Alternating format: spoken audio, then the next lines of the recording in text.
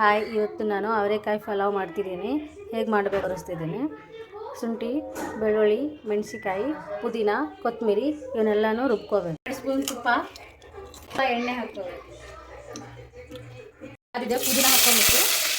2 onion, 4 ಮೆಣಸಿಕಾಯಿ golden colour ಬರೋ ತನಕ fry ಮಾಡ್ಕೋಬೇಕು. ಫ್ರೈ ಆಗಿದೆ. ಶುಂಠಿ ಬೆಳ್ಳುಳ್ಳಿ ಪೇಸ್ಟು ಹಾಕಬೇಕು. 1 ಟೊಮಾಟೊ, ಆಲೂಗಡ್ಡೆ, ಕ್ಯಾರೆಟು, ಅವರೆಕಾಯಿ, ಬಟಾಣಿ, ಮೆಂತ್ಯ ಸೊಪ್ಪು, ರುಚಿಗೆ ತಕ್ಕಷ್ಟು ಉಪ್ಪು,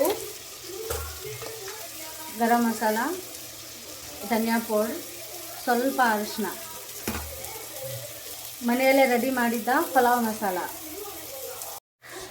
ನೀರು ಕುದಿ ಬಂದೈತಿ. ಅಕ್ಕಿ ತೊಳೆದು ಹಾಕ್ತಿದ್ದೀನಿ.